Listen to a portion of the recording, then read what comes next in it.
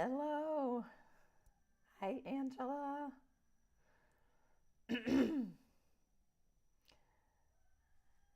My voice is healing.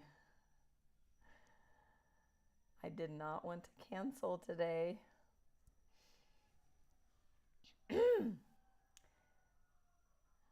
Hello, Joe. But I don't know how well this is going to work. Let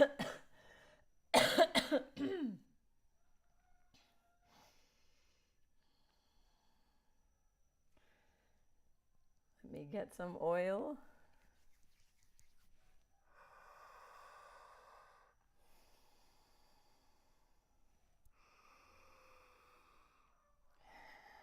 Yes, I do.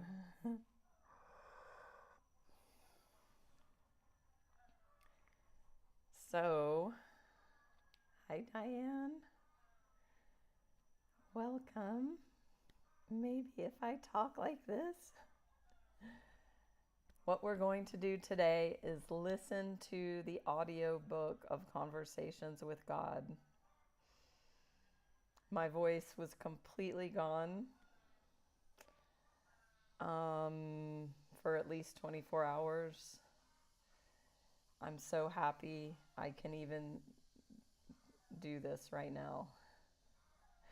And also, I don't think I'm gonna be able to talk for an hour.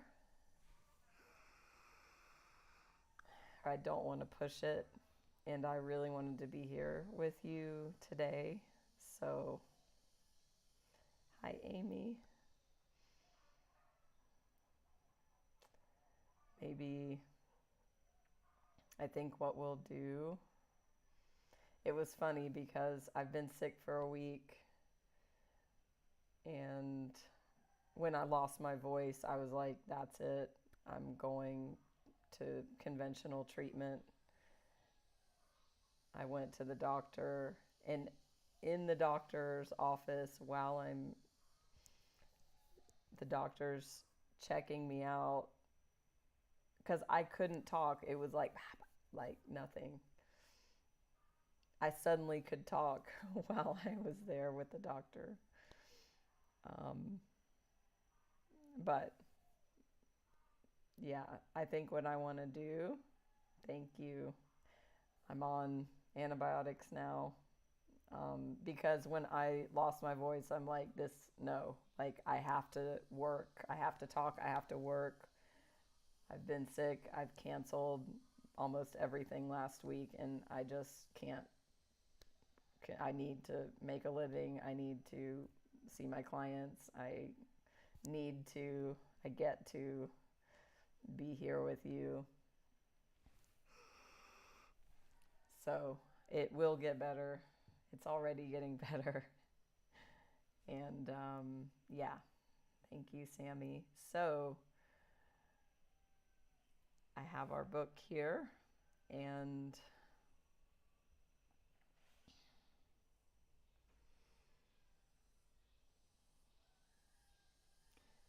I'm wondering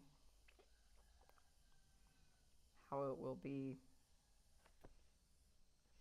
I think I just want to play Conversations with God. Sorry. Like I did a, like a month or two ago, we were listening. And then I started reading, and people preferred that. And I think today we're going to listen to the audio. And there will be minimal commentary from me. I don't want to push my voice because I have clients this week. And yes, so sorry to hear that you got hurt, Angela. Yeah, I mean, astrologically, last week, yeah, it's been a lot. So I get to find the audio, like where we will start. It may, I'm not going to be too concerned with finding exactly where we are. I know I'll just trust where we are, and I'll trust that we'll get whatever we need. Thank you, Joe. Yesterday I had my group money mindset program. I couldn't speak at all, zero. Like it was like so I typed. I did still showed up for that and typed.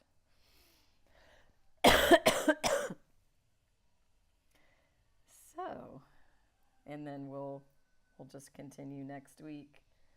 Back in the book. I know I'll be better. So, please follow me if you're new. Good to see everybody.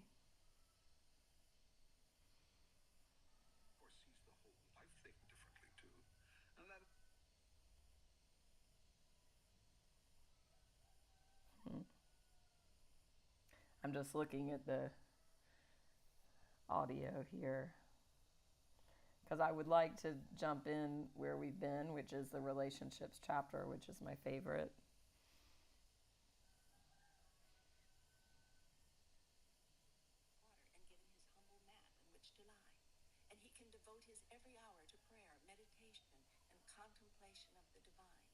So y'all settle in.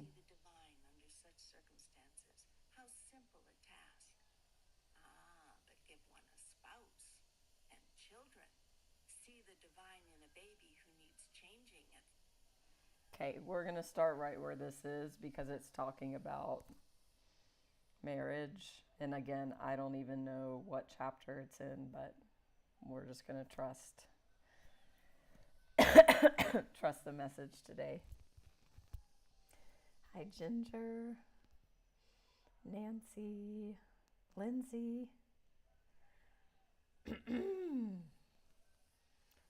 So I'm showing up my messy humanness today and glad we're all here. And I will be here tomorrow. I know I'll be even better because I'll have been on antibiotics for 2 days by then.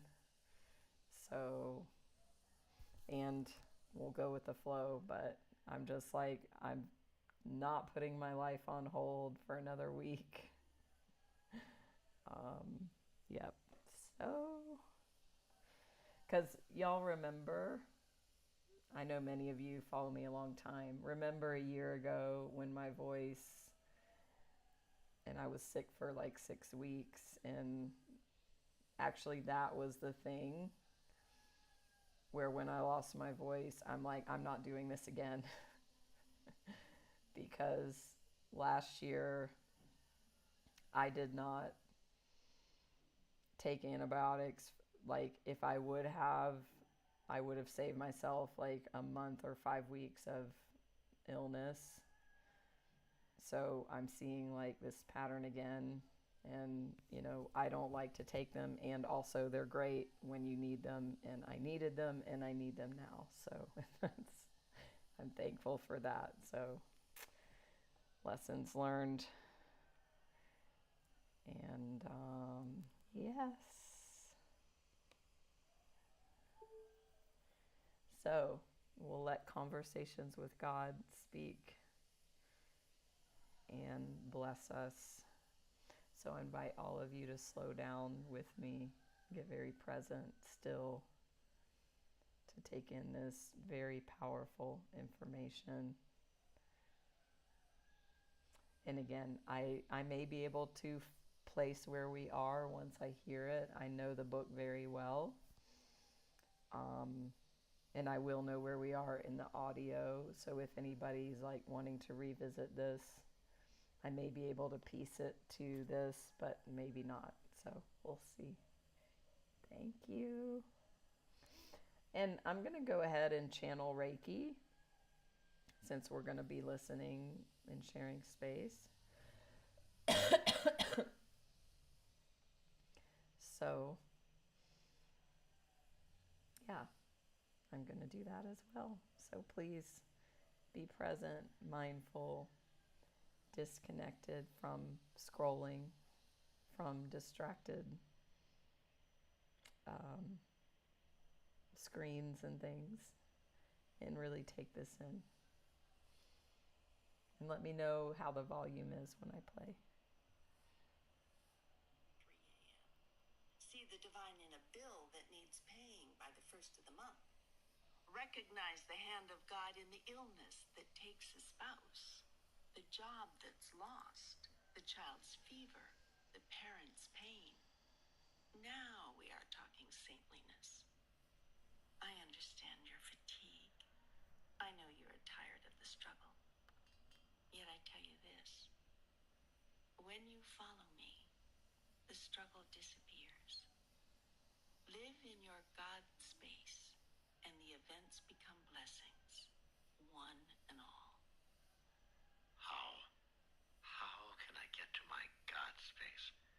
When I've lost my job, the rent needs paying, the kids need a dentist, and being in my lofty philosophical space seems the least likely way to solve any of this. Do not forsake me when you need me most. Now is the hour of your greatest testing. Now is the time of your greatest chance. It is the chance to prove everything that has been recorded here.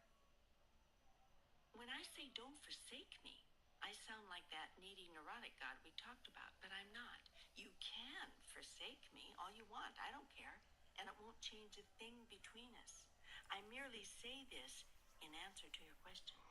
It is when the going gets tough that you so often forget who you are and the tools I have given you for creating the life that you would choose. Now is the time to go to your God space more than ever. First, it will bring you great peace of mind, and from a peaceful mind do great ideas flow. Ideas which could be solutions to the biggest problems you imagine yourself to have. Second, it is in your God space that you self-realize. And that is the purpose, the only purpose of your soul. When you are in your God space, you know and understand that all you are now experiencing is temporary. I tell you that heaven and earth shall pass away, but you shall not. This everlasting perspective helps you to see things in their proper light.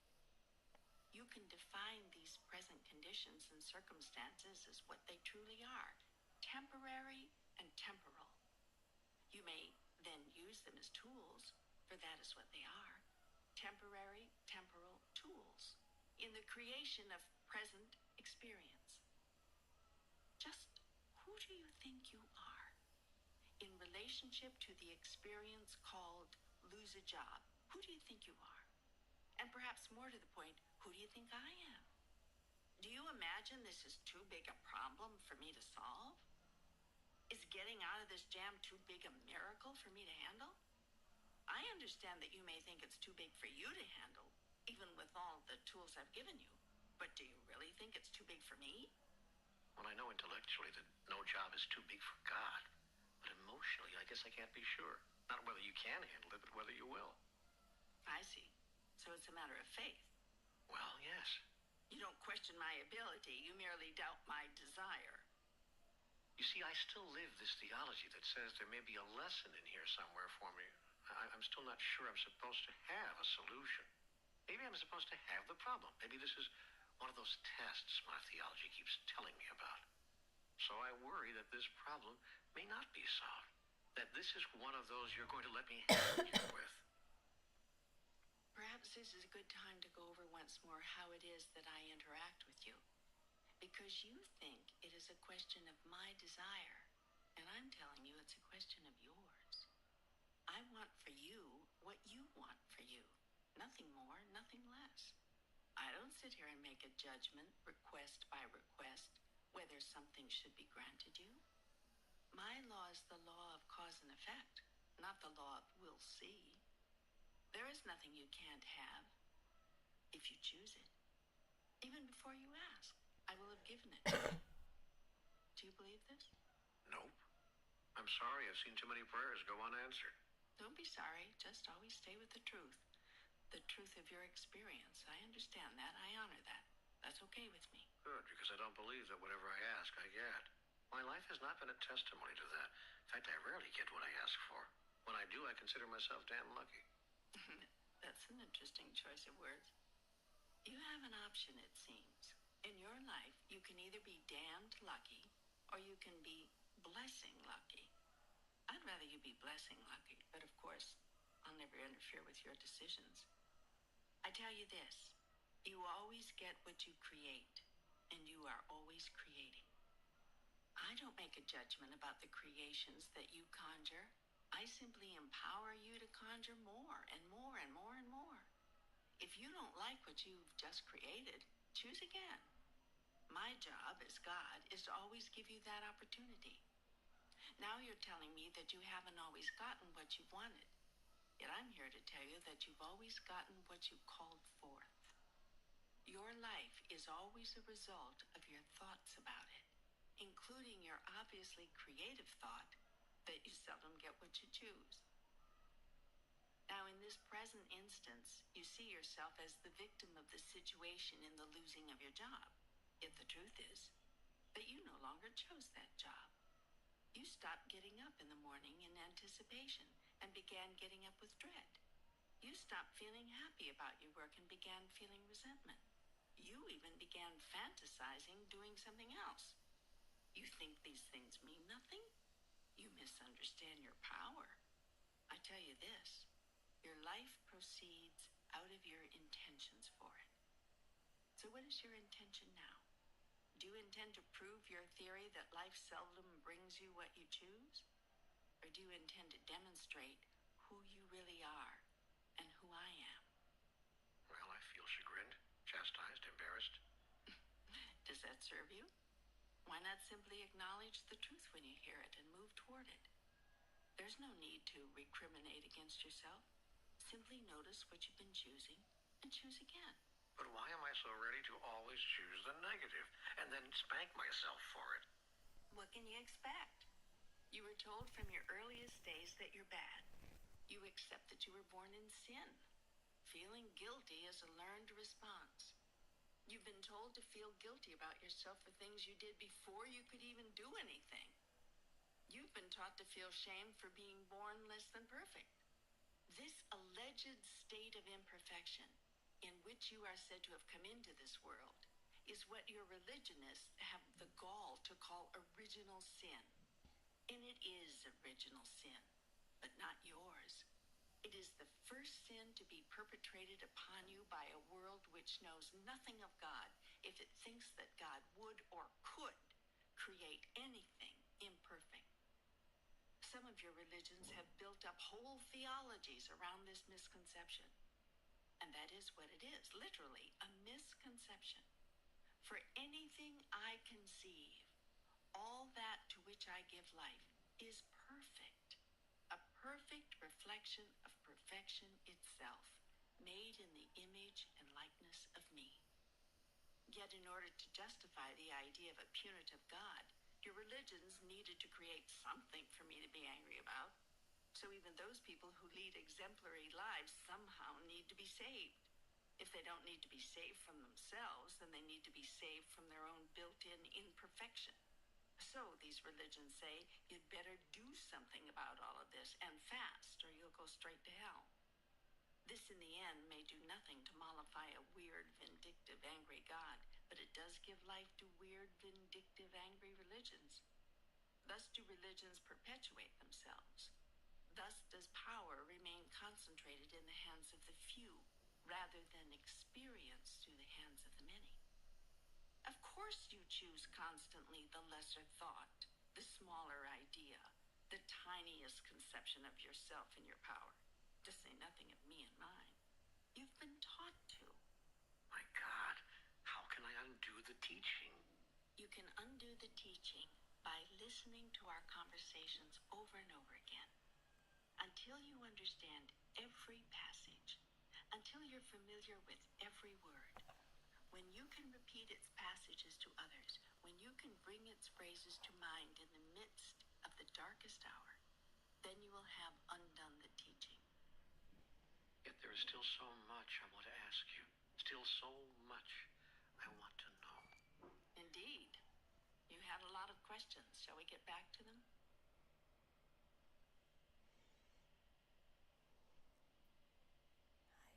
Hi, Rochelle. Hi, Britt.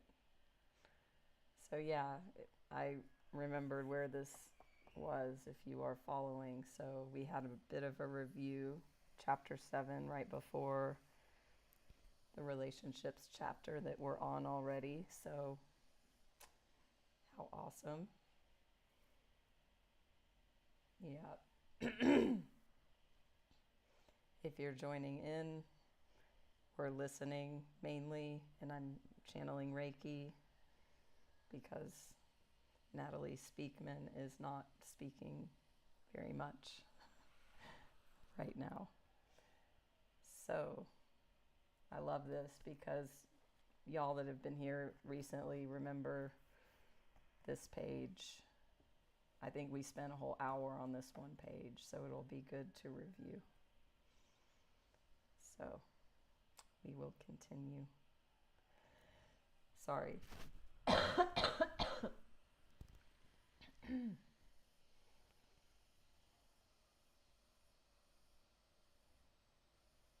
And please share your ahas, your truth bombs like Diane did. If you choose, it helps us all.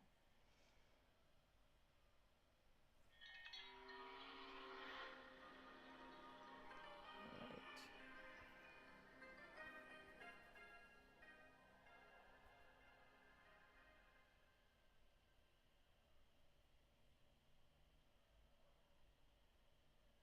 When will I learn enough about relationships to be able to have them go smoothly? Is there a way to be happy in relationships? Must they be constantly challenging? You have nothing to learn about relationships. You have only to demonstrate what you already know. There is a way to be happy in relationships, and that is to use relationships for their intended purpose, not the purpose you have designed. Relationships are constantly challenging, constantly calling you to create, express, and experience higher and higher aspects of yourself, grander and grander visions of yourself, ever more magnificent versions of yourself. Nowhere can you do this more immediately, impactfully, and immaculately than in relationships. In fact, without relationships, you cannot do it at all. It is only through your relationship with other people, places, and events that you can even exist as a knowable quantity, as an identifiable something in the universe. Remember, absent everything else, you are not. You only are what you are relative to another thing that is not. That is how it is in the world of the relative, as opposed to the world of the absolute, where I reside. Once you clearly understand this, once you deeply grasp it, then you intuitively bless each and every experience, all human encounter, and especially personal human relationships, for you see them as constructive in the highest sense. You see that they can be used, must be used, are being used, whether you want them to be or not, to construct who you really are. That construction can be a magnificent creation of your own conscious design, or a strictly happenstance configuration. You can choose to be a person who has resulted simply from what has happened, or from what you've chosen to be and do about what has happened. It is in the latter form that creation of self becomes conscious. It is in the second experience that self becomes realized. Bless, therefore, every relationship and hold each as special and formative of who you are and now choose to be. Now, your inquiry has to do with individual human relationships of the romantic sort, and I understand that. So let me address myself specifically and at length to human love relationships, these things which continue to give you such trouble. When human love relationships fail, relationships never truly fail except in the strictly human sense that they did not produce what you want. They fail because they were entered into for the wrong reason. Wrong, of course, is a relative term, meaning something measured against that which is right, whatever that is. and be more accurate in your own language to say relationships fail, change, most often when they are entered into for reasons not wholly beneficial or conducive to their survival. Most people enter into relationships with an eye toward what they can get out of them rather than what they can put into them. The purpose of a relationship is to decide what part of yourself you'd like to see show up, not what part of another you can capture and hold. There can be only one purpose for relationships and for all of life: to be and to decide who you really are. It is very romantic to say that you were nothing until that special other came along, but it's not true. Worse, it puts an incredible pressure on the other to be all sorts of things he or she is not. Not wanting to let you down, they try very hard to be and do these things until they cannot anymore. They can no longer complete your picture of them. They can no longer fill the roles to which they have been assigned. Resentment builds, anger follows. Finally, in order to save themselves and the relationship, these special others begin to reclaim their real selves, acting more in accordance with who they really are. It is about this time that you say they've really changed. It's very romantic to say that now that your special other has entered your life, you feel complete. Yet the purpose of relationship is not to have another who might complete you, but to have another with whom you might share your completeness.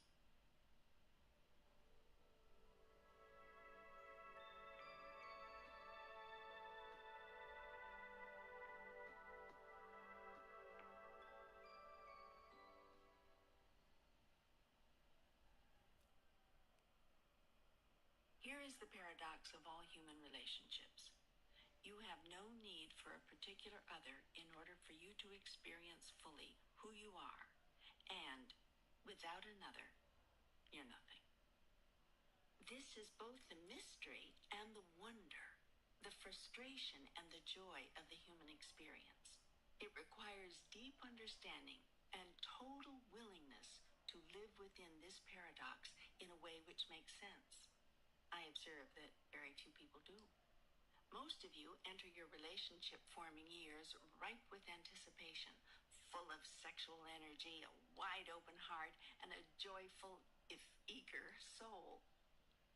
Somewhere between 40 and 60, and for most it is sooner rather than later, you've given up on your grandest dream, set aside your highest hope, and settled for your lowest expectation, or nothing at all. The problem is so basic, so simple, and yet so tragically misunderstood. Your grandest dream, your highest idea, and your fondest hope has had to do with your beloved other rather than your beloved self. The test of your relationships has had to do with how well the other lived up to your ideas and how well you saw yourself living up to his or hers. Yet the only true test has to do with how well you live up to yours. Relationships are sacred because they provide life's grandest opportunity, indeed, its only opportunity, to create and produce the experience of your highest conceptualization of self. Relationships fail when you see them as life's grandest opportunity to create and produce the experience of your highest conceptualization of another. Let each person in relationship worry about self. What self is being, doing, and having? What self is wanting, asking, giving? What self is seeking, creating, experiencing? And all relationships would magnificently serve their purpose and their participants. Let each person in relationship worry not about the other, but only about self. This seems a strange teaching, for you've been told that in the highest form of relationship, one worries only about the other. Yet I tell you this, your focus upon the other, your obsession with the other, is what causes relationships to fail.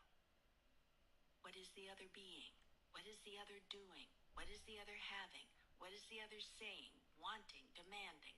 What is the other thinking, expecting, planning? The master understands that it doesn't matter what the other is being, doing, having, saying, wanting, demanding. It doesn't matter what the other is thinking, expecting, planning. It only matters what you are being in relationship to that. The most loving person is the person who is self-centered. That is a radical teaching. Now, if you look at it carefully, if you cannot love yourself, you cannot love another. Many people make the mistake of seeking love of self through love of another. Of course, they don't realize they're doing this. It's not a conscious effort. It's what's going on in the mind, deep in the mind, in what you call the subconscious. They think, if I can just love others, they will love me, then I will be lovable, and I can love me. The reverse of this is that so many people hate themselves because they feel there is not another who loves them. This is a sickness. It's when people are truly lovesick, because the truth is, other people do love them, but it doesn't matter. No matter how many people profess their love for them, it's not enough. First, they don't believe you. They think you are trying to manipulate them, trying to get something. How could you love them for who they truly are? No, there must be some mistake. You must want something. Now, what do you want? They sit around trying to figure out how anyone could actually love them, so they don't believe you and embark on a campaign to make you prove it. You have to prove that you love them. To do this, they may ask you to start altering your behavior. Second, if they finally come to a place where they can believe you love them, they begin at once to worry about how long they can keep your love.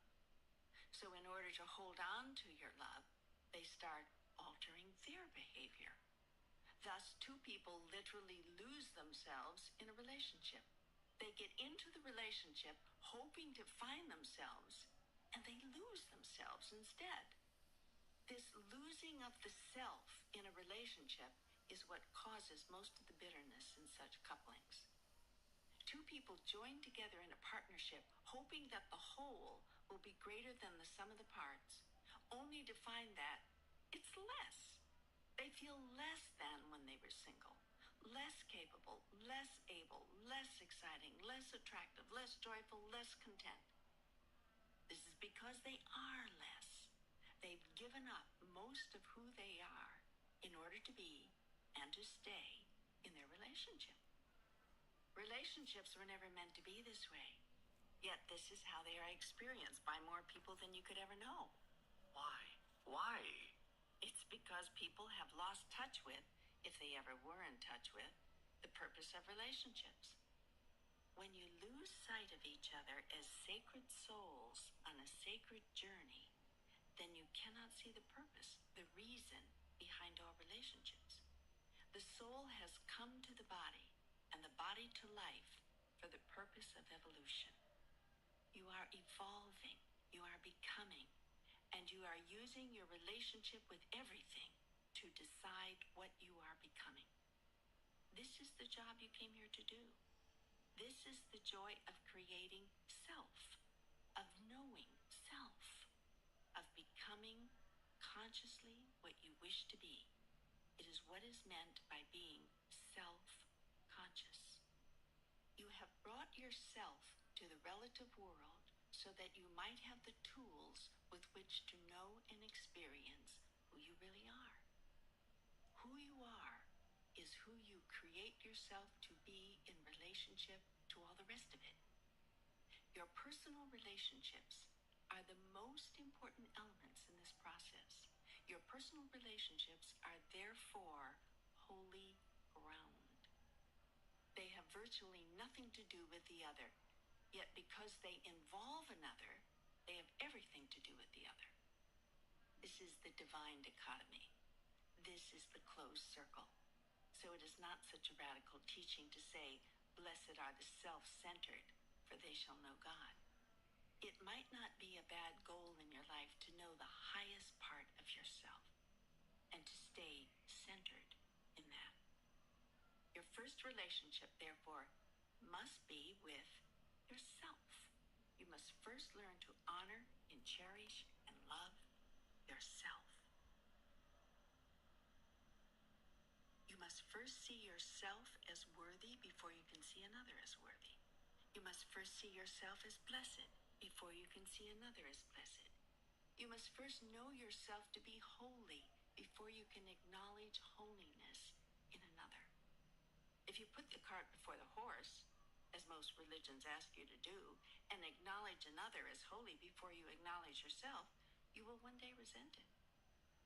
If there is one thing none of you can tolerate, it is someone being holier than thou. Yet your religions force you to call others holier than thou. And so you do it for a while, then you crucify them. You have crucified, in one way or another, all of my teachers, not just one. And you did so not because they were holier than thou, but because you made them out to be. My teachers have all come with the same message, not I am holier than thou, but you are as holy as am I. This is the message you have not been able to hear. This is the truth you have not been able to accept. And that is why you can never truly, purely fall in love with another. You have never truly, purely fallen in love with yourself. And so I tell you this, be now and forever centered upon yourself. Look to see what you are being, doing, and having in any given moment, not what's going on with another. It is not in the action of another, but in your reaction that your salvation will be found.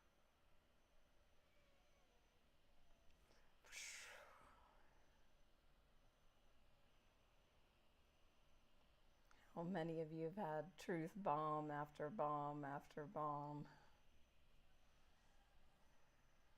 Diane, that's a wonderful nugget.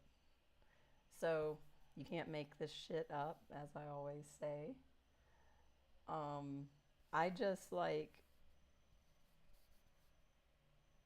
moved the audio, I just randomly moved it over in what we're listening to a random place, and it perfectly aligned with what we've been reading. And so what we just reviewed is everything up until now. We read this last week. Sorry. Hi, Tawana. So, Source definitely wanted us to review all that again.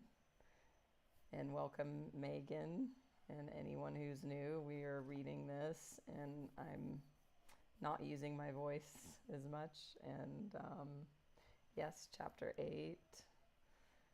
So I just love it. You just can't make this shit up. I swear, the last time I've listened to the audio is when we did it in here a month or two ago. And I'm like, maybe if I scroll an hour, I didn't even plan, I'm just moved it over.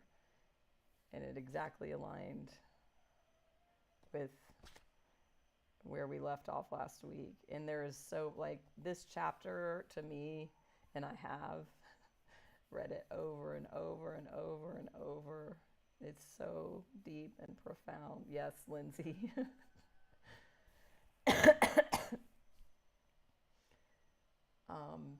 I actually have created a bullet point list.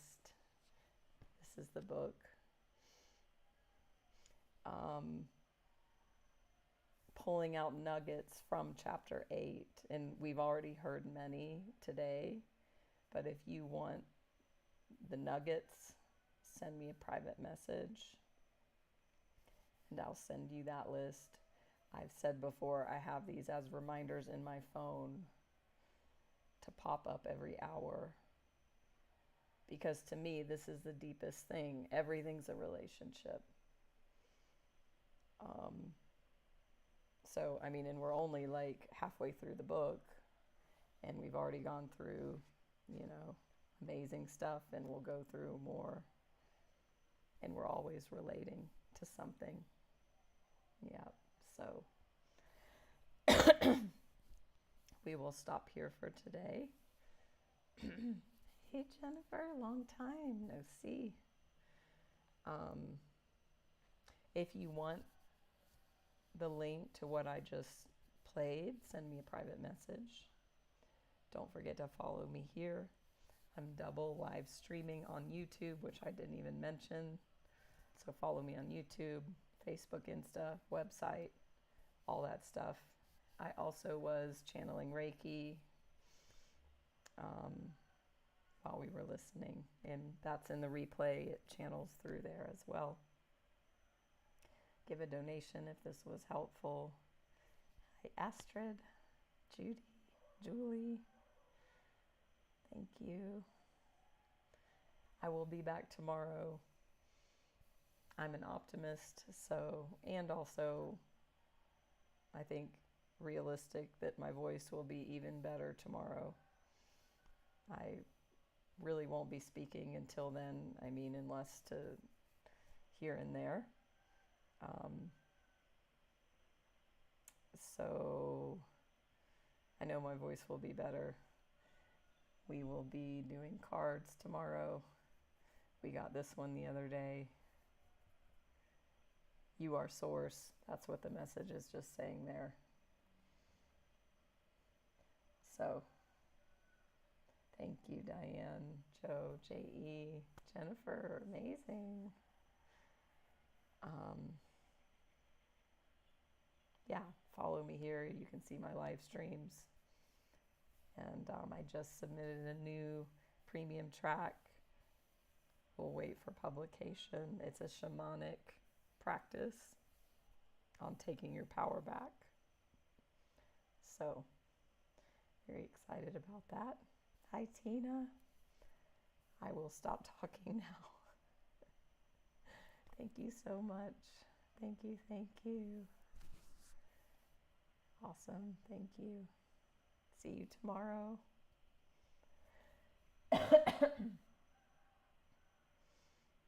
Amen to that.